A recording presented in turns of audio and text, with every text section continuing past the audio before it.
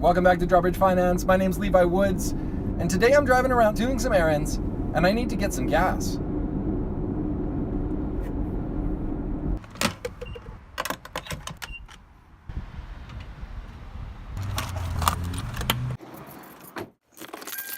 Can you believe that fuel in Vancouver is $1.58 per liter?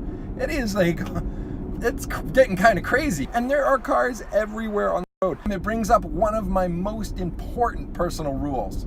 Invest in what you use. If we invest in the things that we use, then we're putting money back into our pockets as investors. So I just stopped at Chevron. I trade options on Chevron. I used my Visa card. It's a CIBC Visa card.